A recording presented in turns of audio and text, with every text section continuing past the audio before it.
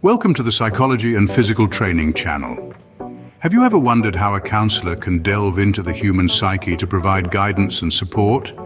It's a question that undeniably piques curiosity, and the answer to it lies in the complex, yet fascinating world of psychology.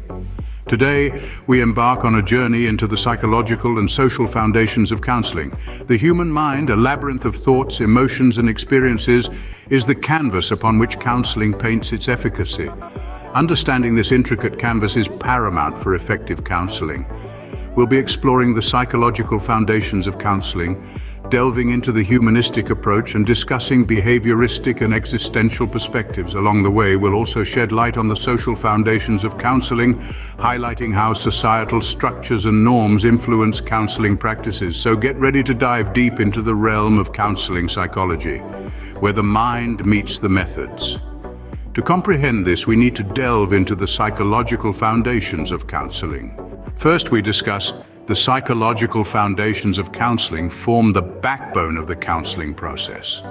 Diving into the realm of the human mind, we find an intricate network of thoughts, emotions, and behaviors. It's like a complex puzzle, and to understand this puzzle, we turn to psychology. Psychology as a discipline provides the building blocks to understand our mental processes and behavior. In the context of counseling, psychology plays a pivotal role. It equips counselors with the tools needed to understand the client's mental state, the root of their issues, and the best ways to address them. It's akin to a map that guides the counselor through the labyrinth of the human mind. Understanding psychological theories and principles can massively boost the effectiveness of counseling. For instance, knowledge of cognitive behavioral theory can help counselors understand the relationship between thoughts, feelings, and behaviors.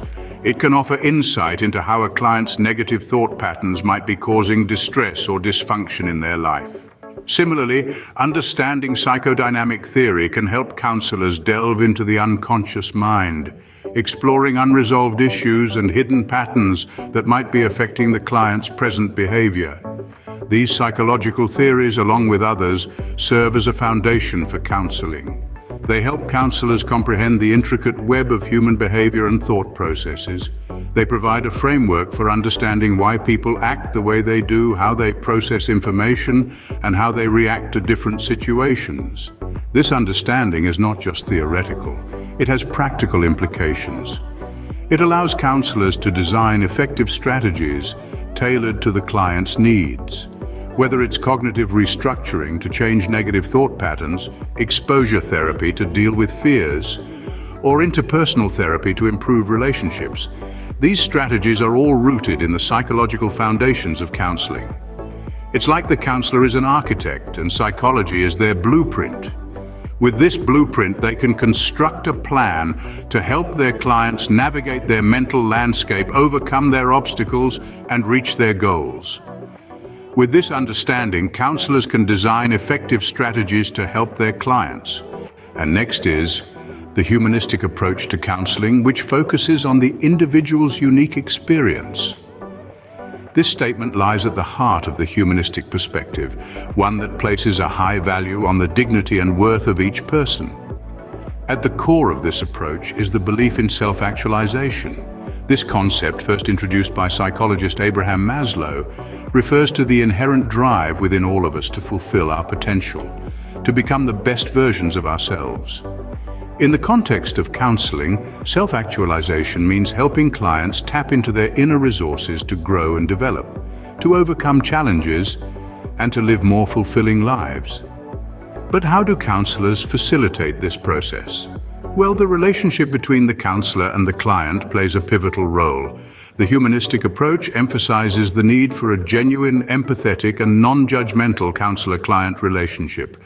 This relationship forms the bedrock upon which the therapeutic process is built. Now, you may be wondering, what does this relationship look like in practice?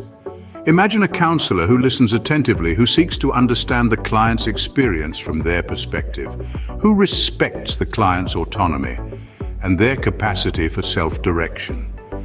This is a counselor who embodies empathy, one of the key tenets of the humanistic approach. Alongside empathy, the humanistic approach also underscores the importance of unconditional positive regard. This means accepting and respecting the client for who they are, without any conditions or judgments. It's about creating a safe and supportive environment where clients feel free to express their feelings, thoughts, and experiences without fear of rejection or criticism. In essence, the humanistic approach is all about creating a warm, empathetic, and accepting therapeutic environment. It's about acknowledging the unique experiences and inherent worth of each individual. It's about empowering clients to harness their inner resources and navigate their journey towards self-actualization. Through the humanistic approach, counselors can help clients to explore their feelings and actions. They can support clients as they strive to understand themselves better, make meaningful choices, and ultimately lead more fulfilling lives. And coming to the next topic, behavioristic and existential perspectives provide unique insights into the counseling process. Let's delve into the behavioristic approach first. This perspective focuses on observable and measurable behavior. It's all about how we learn from our environment, our experiences, and the consequences of our actions. This approach brings to light theories like classical conditioning, where a neutral stimulus can elicit a response when it's associated with a stimulus that automatically produces that response. Think about Pavlov's drooling dogs, right? Then we have operant conditioning, where behavior is strengthened or weakened by the consequences that follow. It's kind of like training a dog to sit. You reward the good behavior, and soon enough, the dog learns to sit on command. Now let's switch gears to the behavior modification approach. It's a therapy technique that replaces undesirable behaviors with more desirable ones through positive or negative reinforcement. Think of it as an extension of operant conditioning, but applied in a therapeutic context. Transitioning now to the existential point of view, it's a perspective that emphasizes individual freedom and responsibility. It's all about finding meaning and purpose in life, even amidst suffering, anxiety, and death.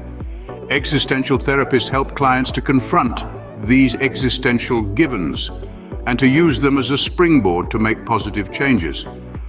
Unlike the behavioristic approach, the existential perspective doesn't view people as products of their environment or their past.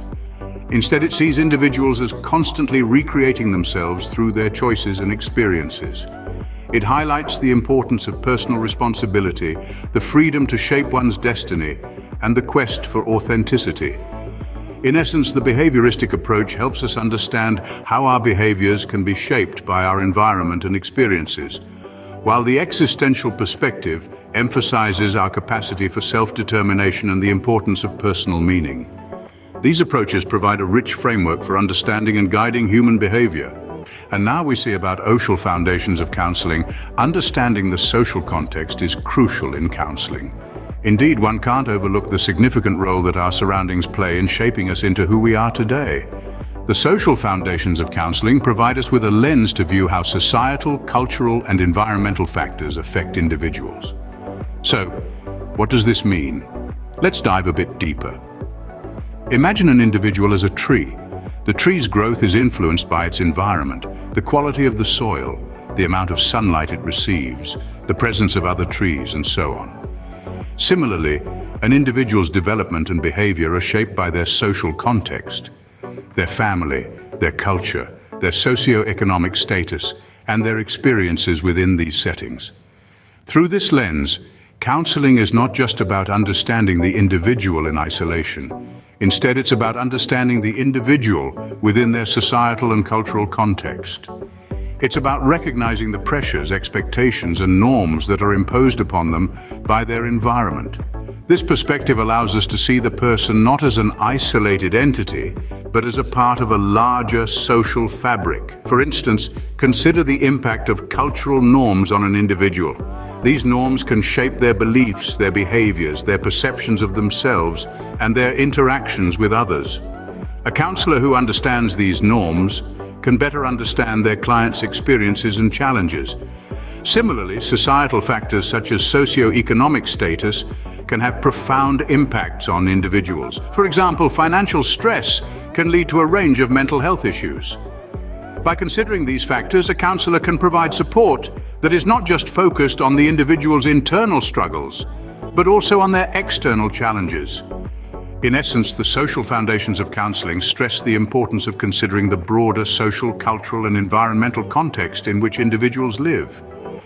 It's about understanding the soil in which the tree grows. By doing so, counselors can provide more holistic and effective support. By considering these social factors, counselors can provide more holistic and effective support. And now you will know. In the realm of counseling, the psychological and social foundations provide the underpinnings for effective practice. We've traversed the landscape of these foundations, exploring their unique facets and their shared intersections. We've delved into the psychological foundations of counseling, understanding how they form the bedrock of this discipline. We've also journeyed through the humanistic approach, appreciating its emphasis on individual potential and personal growth. The behaviouristic and existential points of view opened our eyes to the power of learning, change, and the raw essence of human existence. Finally, the social foundations of counseling reminded us of the intricate web of societal influences that shape our behaviours and mindsets.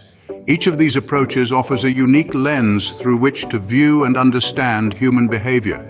Together, they form a comprehensive framework that guides counsellors in their noble endeavour of helping others navigate life's challenges.